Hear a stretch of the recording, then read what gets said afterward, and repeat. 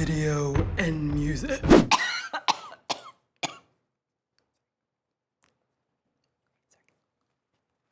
In a world. You know what? I'm sorry, I don't wanna do this. I can't do this. Okay, is that okay? All right, great. Have you ever watched a movie and just been moved to tears? Or felt like you understood that there was more going on in a scene than just the dialogue? Well, it might just be the music that you're hearing. Music and film are inextricably linked, and original music from a movie is often just as recognizable as one of the characters. Son, I'm Captain Jack Sparrow.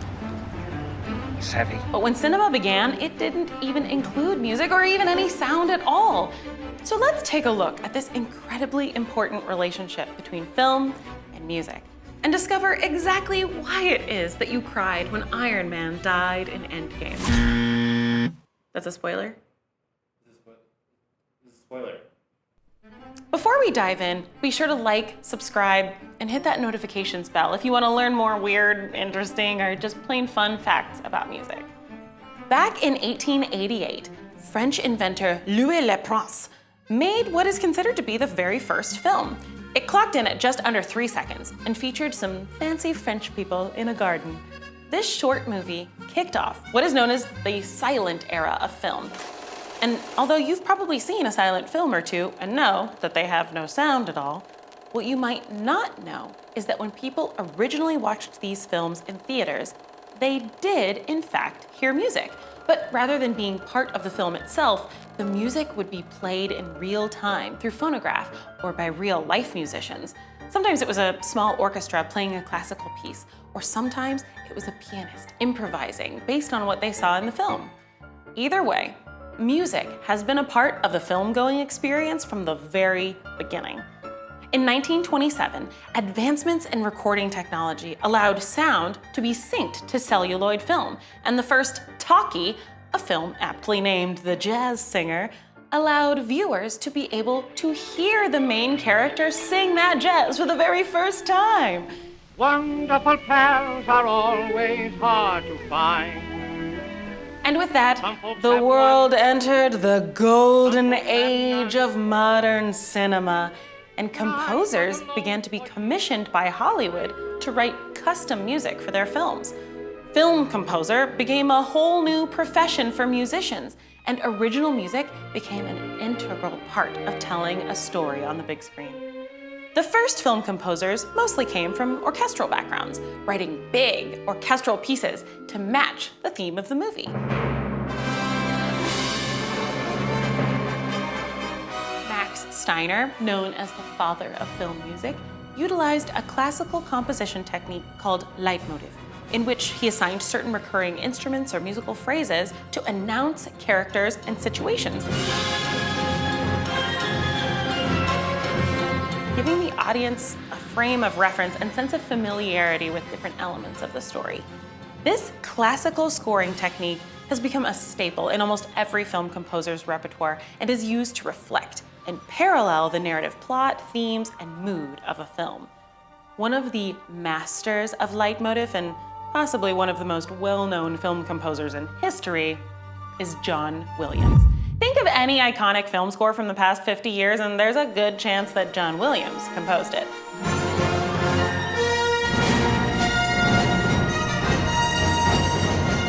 Whether it's that haunting two-note theme from Jaws, the adventurous and exciting theme from Indiana Jones,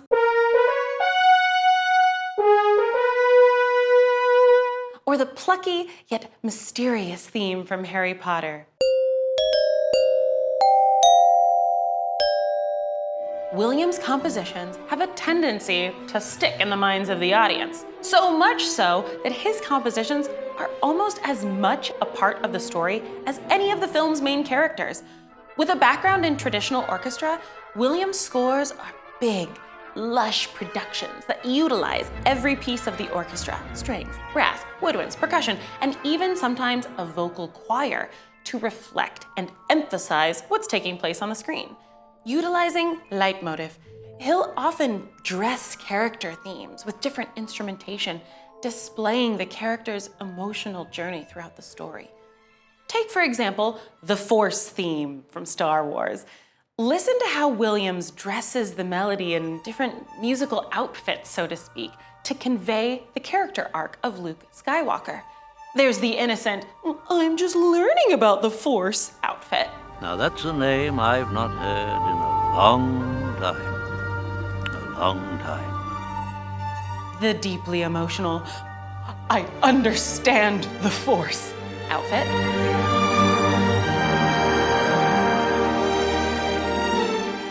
And the triumphant, "I just used the Force to kick some butt" outfit.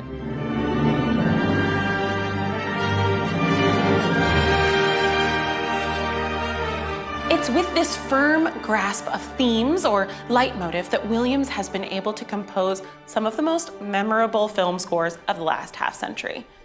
Even though American film music got its start with a more orchestral flavor, over time, it evolved to reflect the more popular music of the time, incorporating jazz, pop, and Western themes throughout movies of the 1950s and 60s. Following their own curious inclinations, composers began using musical tonalities and instrumentation from other parts of the world in order to evoke more exotic settings and global stories. They even began to experiment with, bend, and break the more traditional orchestral formats, making some fresh and unexpected choices with their music. Take, for instance, Danny Elfman. From my heart and from my hand, why don't people understand my intention? Unlike John Williams, Danny Elfman came from a much less traditional background, getting his start in more avant-garde street performance, and eventually his new wave band, Oingo Boingo. Elfman's musical tastes were a bit more eclectic than your average film composer. In fact, when he was first approached by Tim Burton to compose the music for Pee-wee's Big Adventure, Elfman was slightly apprehensive given his lack of traditional training. As it turned out, his unorthodox approach to music paired him perfectly with Burton's unorthodox approach to filmmaking.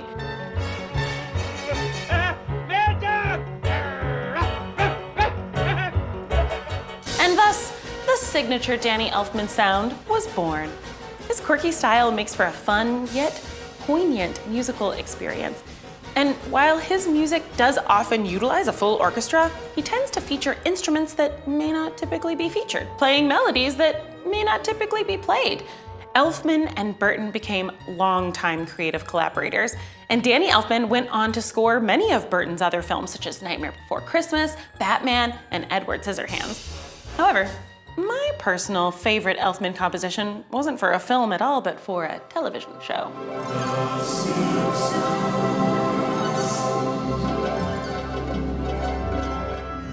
As technology and music advanced, so too did the world of film composition. Synthesizers, samplers, and computer-based music continued to broaden the creative possibilities for film composers and had an enormous impact on the way film music was created. Huge leaps in technology were reflected in movie scores, as heard in the synth-heavy films Terminator, Tron, and Blade Runner.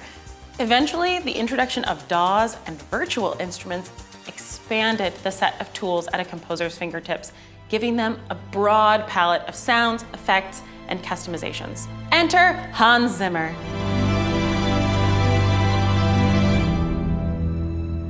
Like Danny Elfman, Zimmer didn't come from a traditional orchestral music background. He's a self-taught musician and began his career composing on synthesizers. Zimmer's first big film score was for Rain Man, but you probably know him from almost every Christopher Nolan movie ever made, from Inception to Interstellar, as well as other box office bangers like The Lion King, The Dark Knight trilogy, and Sherlock Holmes. Zimmer is known for integrating electronic sounds with symphonic instrumentation and doing so in a very rock and roll fashion.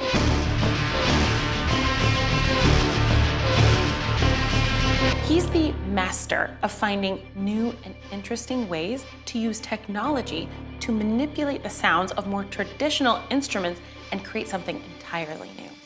Take his theme for the Joker in The Dark Knight. Zimmer wanted to convey the manic feeling of a wire that keeps tightening and tightening and tightening, but never breaks. So he enlisted the help of his friend Martin Tillman and had him play a single note on cello that would slowly rise in pitch, but never end. He then ran that sound through a bunch of digital processing, and out came the perfect musical companion to Heath Ledger's unforgettable performance as the Joker. The approach to film composition continues to evolve with the introduction of new technology and creative possibilities. While the traditional orchestra will always have its place in Hollywood, a more sparse, minimal, and mood-based approach has become increasingly more popular. Many films today have chosen to trade in the triumphant strings, horns, and woodwinds of an orchestra for the subtlety, diversity, and uniqueness of a more technologically driven sound. Which brings us to Trent Reznor. Am I not living up to what I'm supposed to be? Yes, that Trent Reznor. Most of us know Trent as the frontman of Nine Inch Nails, but he and his creative collaborator Atticus Ross have also scored several films, including The Social Network, Girl with the Dragon Tattoo, and Gone Girl.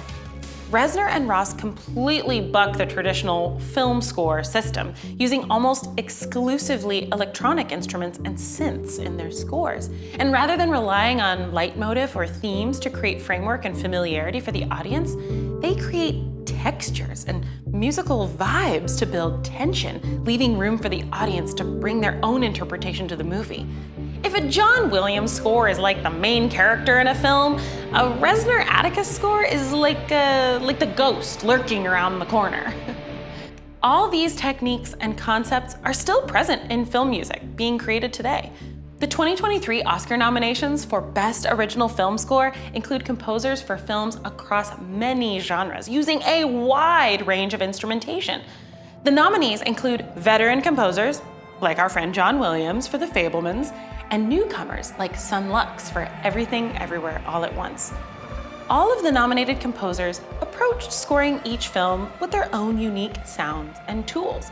So the next time you watch a movie, see if you can pay close attention to what the music is doing. Ask yourself, how would this scene feel if the music were different? Is the composer trying to tell me how I should feel, or are they merely nudging me in an emotional direction? Really, think about it. And then forget about it. And eat 4 bags of microwavable popcorn and get a stomachache, because that's showbiz, baby! Roll credits! Thank you.